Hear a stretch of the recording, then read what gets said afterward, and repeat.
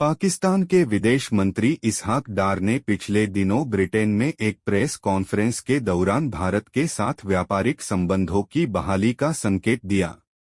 इसे भारत और पाकिस्तान दोनों के कारोबारी वर्ग ने सकारात्मक पहल कहा है। उन्होंने प्रेस कॉन्फ्रेंस में कहा कि पाकिस्तान पड़ोसी देश भारत के साथ व्यापारिक संबंधों की बहाली के लिए गंभीरता से विचार कर रहा है। दोनों देशों के बीच 4.5 साल से अधिक समय से व्यापार ठप है। पाकिस्तानी विदेश मंत्री की ओर से यह बयान ऐसे समय सामने आया है जब पाकिस्तान में 8 फरवरी के आम चुनाव के बाद बनने वाली नरू सरकार को एक महीना भी नहीं हुआ है। दूसरी ओर भारत में अगले महीने के अंत में चुनाव का पहला चरण आयोजित होने जा रहा है।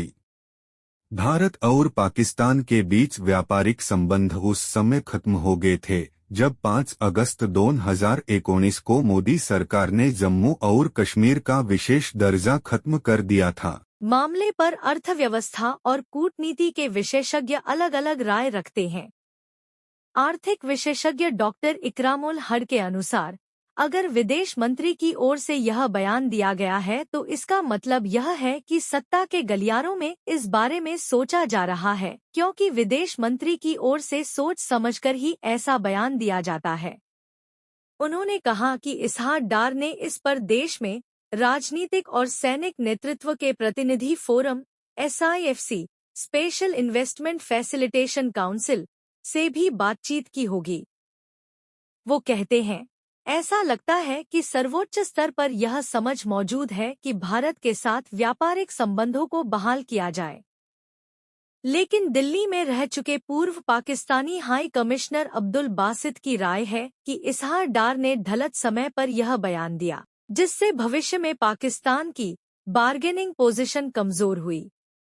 उन्होंने भारत और पाकिस्तान के बीच व्यापार की बहाली की संभावना से भी इनकार किया और कहा कि भारत इन मामलों में दिलचस्पी नहीं रखता और उसका सारा ध्यान चुनाव पर है।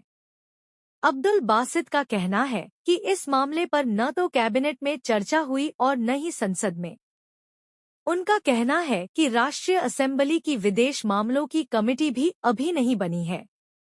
उनकी राय है कि पाकिस्तान को भारत के साथ व्यापार से कोई विशेष फायदा भी नहीं मिलता, क्योंकि व्यापार का संतुलन हमेशा भारत की ओर झुका रहा है। डॉक्टर अयूब मेहर पूर्व पाकिस्तानी हाई कमिश्नर की इस राय से सहमत है। वह कहते हैं कि यह बयान देने का सही वक्त नहीं था। इससे कोई फायदा हासिल नहीं किया जा सकता।